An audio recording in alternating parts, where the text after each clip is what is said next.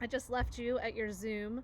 So it's still Friday afternoon, and I'm sitting here with my friend the Otter and Roz and Bright Bill because we're excited to start The Wild Robot Escapes. Dun dun dun. So, I'm very excited to start this.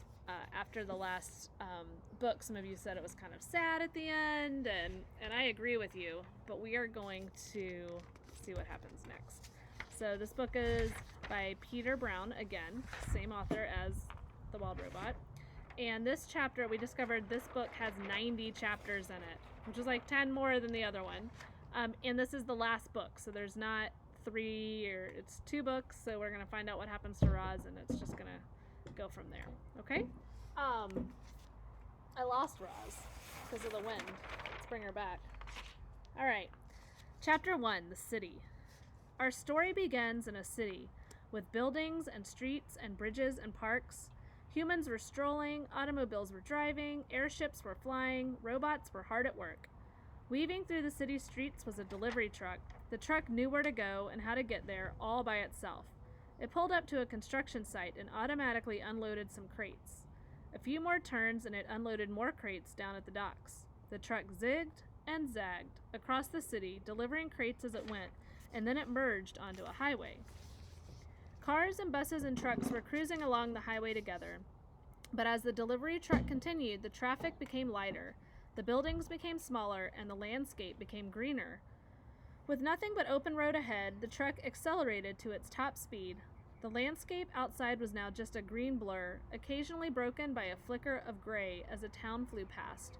On and on the delivery truck went racing, over long bridges, shooting through mountain tunnels, gliding down straight stretches of highway until it started to slow. It drifted from the fast lane to the exit lane, and then it rolled down a ramp and into a farm country. Clouds of dust billowed up behind the truck as it drove past fields and fences. In the hazy distance, enormous barns loomed above the plains. The air was thick with the smells of soil and livestock. Robot crews methodically worked the crops and fed the animals and operated the massive farm machines. A hill gradually climbed into view. The hill was crowned with trees and white buildings, another farm, but this one was smaller and shabbier than the rest. Out front was a crooked sign that read Hilltop Farm. Wheels crunched on gravel as the delivery truck rolled onto the driveway and up to the top of the hill. It stopped beside the front porch of the farmhouse and dropped its last crate to the ground. Then the truck drove away. So we have the truck dropping off. And in this book, the trucks and the cars and things like that aren't actually driven by people. They kind of drive themselves, which is interesting to think about because we actually do have some cars now that are starting to do that. Reader, can you guess what was tightly packed inside that crate? If you guessed a robot, you're correct. But this was no ordinary robot. It was Rosm Unit 7134. You might remember her old life on a remote wild island. Well, Roz's new life was just about to begin. Chapter 2, The Crate. Woof, woof, woof! Inside the farmhouse, a dog was barking and scraping at the door. When the door finally opened, the dog scurried out and bounded down the porch steps, and then a man appeared. The man walked with a limp and slowly made his way down to the crate where his dog was sniffing around. He unlatched the top of the crate and it swung open on its hinges. Packing foam was tossed aside, restraint cords were unfastened, and there was Rosm, Unit 7134. Her lifeless body sparkled in the late day sun.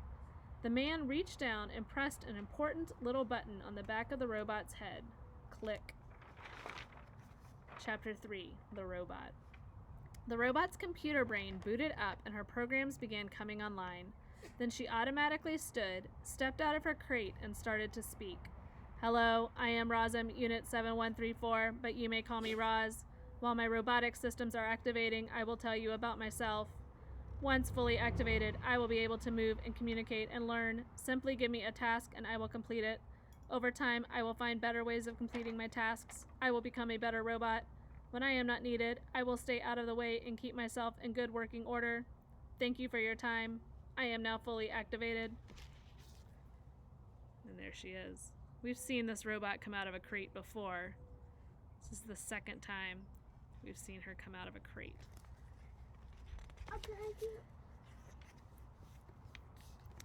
Chapter 4, The Family. Mommy, Welcome to Hilltop Farm, Roz. My name is Mr. Sharif. can I see it? Okay. That's weird. Let's try that again. Chapter 4, The Family. Welcome to Hilltop Farm, Roz. My name is Mr. Sharif. You belong to me now. Roz studied the man with her softly glowing eyes, and in a robotic voice she said, "Hello, Mr. Sharif." "This old fella here is Oscar." Mr. Sharif scratched his dog's head. "You won't see much of him. Oscar spends most of his time sleeping in the house." "Hello, Oscar," said the robot. A goofy grin stretched across the dog's face, and he let out a happy yelp. Mr. Sharif pulled a small computer from his pocket. He tapped the screen and brought up a map of Hilltop Farm. "There you are, Roz," he said as the robot's electronic signal appeared on the map. "You'll be working all over this farm, and now that you're in the system, I can always see right where you are." "What would you like me to do?"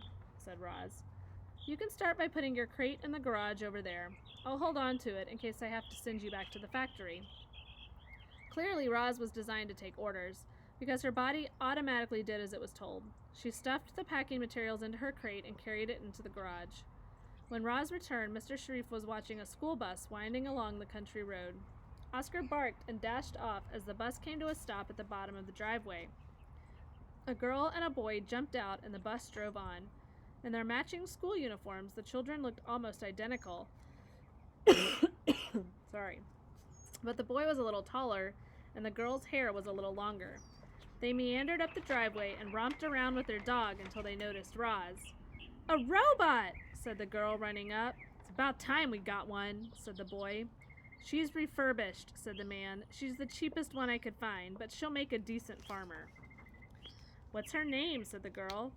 "She says her name's Roz." "That's just her starter name," said the boy. "We can give her any name we want.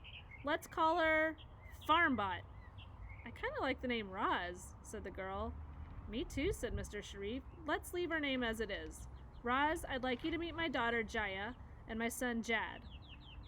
"Hello, Jaya and Jad," said the robot. The children looked at each other and smiled. "Will Roz take orders from me?" asked Jad. "What about me?" asked Jaya. "She'll take orders from both of you." "Roz, I order you to do my homework," said Jaya. "Don't waste your time with nonsense," Mr. Sharif grumbled. "Roz is here to do farm work, not homework. Understand?"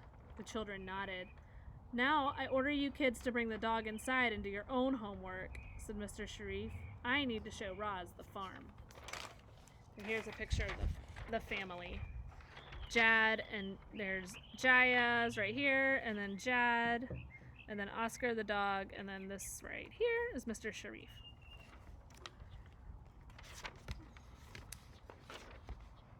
Oh, he's back. House. Yep. Then that's family. Bennett's behind this wall listening because I won't let him be on camera. So every once in a while he pokes up because he wants to see the pictures. Chapter 5, The Farm. Mr. Sharif turned and shouted, "Come here, Rambler!" A moment later, a pickup truck automatically rolled from the garage. The truck pulled up to the man and the robot. Its doors opened wide and they both climbed in. Rambler had a steering wheel, but Mr. Sharif sat back and let the truck drive itself. They followed the driveway behind the house, across the backyard, past trees and hedges, and suddenly they were surrounded by farm buildings. The buildings were different sizes and shapes, all white walls with gray roofs, and they were so tightly packed together that you could hardly tell where one building ended and the next one began. Some were splattered with mud. Others had holes and loose boards. The entire place smelled like grass and manure. Mr. Sharif pointed out each building to Roz. There was the enormous dairy barn, the milking parlor, the workshop, the machine shed. Smaller sheds were scattered all around. Rambler drove out from the building and down the backside of the hill into a wide sweep of farmland. A fence lined this part of the driveway, and behind the fence was a sprawling, rolling pasture, lush with tall grass and a few leafy trees, where a herd of cows were grazing. The cows swished their tails and chewed their cud and followed the truck with their eyes. One of them let out a long moo. "This is a dairy farm," said Mr. Sharif, "so these cows are the queens around here. Your whole world now revolves around them. Understand? I understand, said Roz as she stared at a young calf who was staring right back at her. They rolled past the herd of cows, past clumps of wildflowers, past a quiet pond, past birds and field mice and bumblebees. The driveway cut through a row of trees on its way out to the crop fields, which were flat and square and covered with bright green sprouts. Hilltop Farm was bursting with life, but it had seen better days. Patches of weeds and bare dirt were spreading across the field. Broken down farm machines and piles of junk were strewn across the grounds. Thick tangles of brush were creeping in from the edge of the property. They drove all the way out to the farthest field, to a little roundabout at the end of the driveway. Rambler shut off its engine, and the man and the robot sat and looked at the countryside. Far off, where the land met the sky, a train quietly slid along its tracks and disappeared to the north. Then all was still. This farm needs help, said Mr. Sharif at last. It's been in my family for generations, and I don't want to lose it. But I can't do farm work anymore, not with this bad leg. That's why you're here. They say Razum robots can learn to do almost every kind of job, and you'll have to do almost every kind of job on this farm. I understand, said Roz. We've had auto machines for ages, Mr. Sharif went on, but we didn't need a robot until my wife died. Those last words hung in the air for a while. The silence was finally broken by a low rumble of thunder. The storm was approaching. Tornado season was still months away, but in farm country, any storm could become dangerous. Let's go home, said Mr. Sharif. Rambler started its engine and drove back up the long driveway. By the time they reached the farm buildings, a steady rain was falling and the cows were in the barn. This is for you, said Mr. Sharif, and he handed Roz her own computer. That controls the farm's equipment, and it's got all the information you'll need to work here. Do you know how to use a computer? Yes, I know how to use a computer. Roz had never used a computer before, but she instinctively knew what to do. Clearly the robot was designed to work with technology. Study up tonight and start farming tomorrow, said Mr. Sharif. You can stay in the machine shed with the other machines. Perhaps I should stay in the barn with the cows, said Roz. My whole world now revolves around them. The man smirked and he said, I like the way you think, Roz. And that's where we're going to stop today. The next chapter is called The Monster. It's chapter 6. So Roz has a new home, and she's been repaired. So let's see what happens next. And remember, there's not going to be a Flipgrid this week, but if you guys want to do the optional robot assignment where you can design a new body for Roz and what you think she would need to get back to the island, you can do that. And we'll share it next Friday on our Zoom. Okay? So I hope you have a wonderful Monday, and I'll see you tomorrow with more robot escapes. Bye, guys.